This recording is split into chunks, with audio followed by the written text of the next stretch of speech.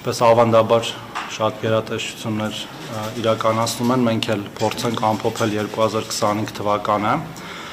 խոսելով թե իրականացրած ծրագրերի մասին եւ թե ապագա պլանների մասին։ Եվ ես որպես բացում ուզում եմ անդրադառնալ մի քանի կարևոր ծրագրերի կամ մոտեցումների վրա, իհարկե նախարարության պորտֆելը շատ մեծ է եւ հնարավոր չէ նույնիսկ մեկ ելույթում ամեն ինչին անդրադառնալ, դրա համար նաեւ նախընտրում ենք այսպիսի ֆորմատները շփման, որպեսզի պատասխանենք հիմնականում հետաքրքրող հարցերին եւ ոչ թե պարզապես մենախոսություններ անենք։ Ուրեմն ամփոփելով 2025 թվականը ուզում եմ եւս մեկ անգամ նշել, որ մեր քաղաքականությունների առանցքում մարդն է եւ մարդակենտրոն մոտեցումը եւ ամեն ինչ որ իրականացնում ենք բխում է հենց այդ սկզբունքից եւ ընդհանրապես ես կարծում եմ սա ոչ միայն մեր նախարարության սկզբունքն է, այլև մեր ամբողջ կառավարության եւ մեր բոլոր բարեփոխումները եւ ծրագրերը ըստ էության դրանից են սերվում։ Մի քանի կարևոր բարեփոխումներ, որ իրականացվել են 2025 թվականին, նշեմ, դրանցից երևի չասեմ ամենակարևորը, բայց կարևորներից մեկը ընտանիքների գնահատման նոր համակարգի ներդրումն է, որը հիմա փորձարկվում է Սյունիքի եւ Կոտայքի մարզերում եւ ամփոփելուց հետո փորձարկման արդյունքները հուլիսի 1-ից կտարածվի ամբողջ Հայաստանի Հանրապետության վրա, այսինքն կիրականացվի բոլոր մարզերում եւ Երևան քաղաքում։ Տարբերությունը գործող համակարգից այն է, որ այն ավելի կենտրոնացած է կարիքի վրա եւ ոչ այնքան կարգավիճակի, թեև այդ կարիքի գնահատման մեջ նաեւ դեր ունեն նաեւ ընտանիքի անդամների կամ ընտանիքների կարգավիճակը կամ որոշ կոմպոնենտներ կարգավիճակային, բայց իմաստը այն է, որ գնահատվի իրական կարիքը եւ ոչ թե ձևական իմաստով որոշվի այդ ընտանիքը կարող է լինել կարիքավոր, թե չէ, եւ նաեւ օգնությունը, որը տրամադրվելու է այդ ընտանիքներին, լինի այդ կարիքի վրա հիմնված եւ տրամադրվող օգնության չափը լինի էական, այսինքն համահունչ այդ ընտանիքների կարիքին։ Եվ որպես օրինակ ուզում եմ ասել, որ այդ պիլոտի ընթացքում մեր միջին նպաստը անապահովության մոտավորապես 78,000 դրամ է, ի տարբերություն նախկինում գործող շատ ավելի ցածր նպաստների եւ ընդհանուր ունենք մինչեւ 200,000 դրամ նպաստ։ Իհարկե բոլոր տեսակի անապահովությունը կանխարգելելու կամ անապահովությունը մեղմելու ծրագրերը մի հիմնական նպատակ պետք է ունենան վերջնական, դա աշխատանքի միջոցով ընտանիքների կենսամակարդակի ապահովումն է եւ ոչ մի կերպ հակառակը, երբ որ ծրագրերը պարզապես այդ ընտանիքներին հավերժ կպահեն աղքատության մեջ եւ նրանք երբեք դուրս չեն գա այդ աղքատությունից։ Եվ մեր այս պիլոտի կոմպոնենտներից մեկն էլ հենց զբաղվածության ծրագրեր առաջարկելն է մեր քաղաքացիներին, ովքեր որ կարող են աշխատել իհարկե, խոսքը չի գնում երեխաների, տարեցների կամ խորը կամ ծանր հաշմանդամություն ունեցող մեր քաղաքացիների մասին։ Այսինքն ամփոփելով այս հատվածը ու եւս մեկ անգամ ուզում եմ շեշտել, որ մենք տեսնում ենք աղքատության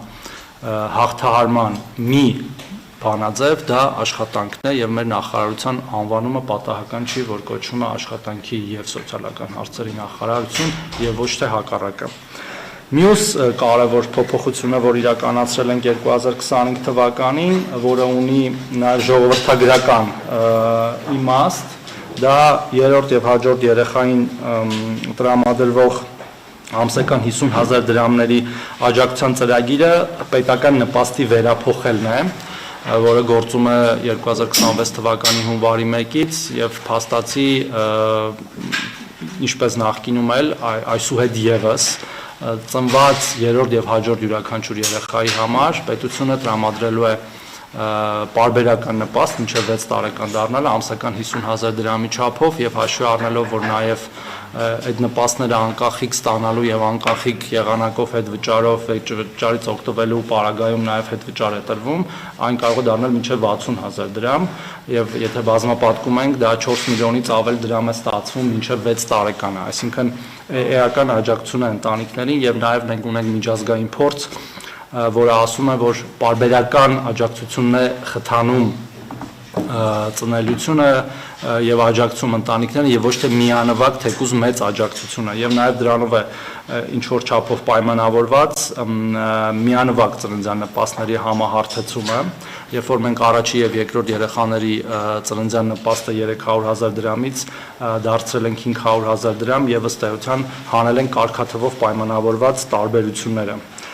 Մյուս ծրագիրը, որին մասամբ անդրադարձա եւ որը հիմա լայն թափով պետք է ուժի մեջ մտնի, դա հետվճարից տրամադրվող տոկոսի բարձրացումն է։ Դուք գիտեք, որ 2025 թվականին այն եղել է 12% եւ մինչեւ 6,000 դրամ, բայց հունվարի 1-ից այն դարձել է 20% եւ 10,000 դրամ բոլոր կենսաթոշակառուների եւ նպաստառուների համար։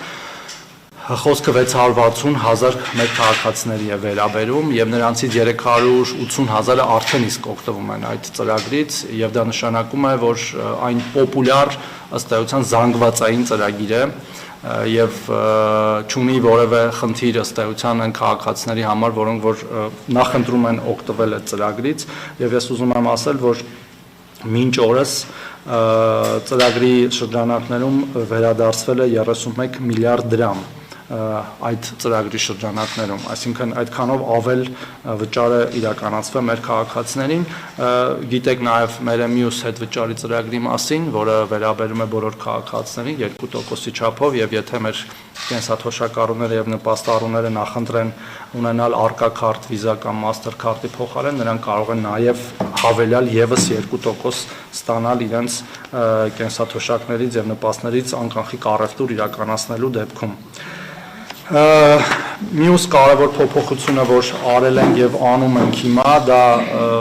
բոլորը իրար հետ ըստ էության փոխկապակցված անկանխիկի ամբողջական անցումն է։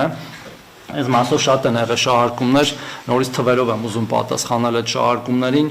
Մենք դեկտեմբերի, այսինքն նույնիսկ դեկտեմբերի չէ, հունվարի փոխանցումների դրությամբ, այսինքն բառիս ուղիղ իմաստով մի քանի օր առաջ կատարված փոխանցումների իմաստով ունենք ընդամենը 48,000 քաղաքացի, որ մինչ օրս կանխիկով է ստանում իրենց կենսաթոշակը եւ նպաստը իմ նշած 660,000-ից, այսինքն ճնշող մեծամասնությունը արդեն իսկ իրենց նպաստները եւ կենսաթոշակները ստանում է անկանխիկ եւ մենք պատրաստվում ենք մնացած բոլոր քաղաքացիներին նույնպես վճարել անկանխիկը ավելի հարմարավետ է, անկանխիկը ավելի անվտանգ է եւ անկանխիկը ավելի նաեւ ֆինանսապես ձեռնտու է։ Եվ մենք հիմա մեր գործընկերների հետ, բանկերի, կենտրոնական բանկի հետ աշխատում ենք, որպեսզի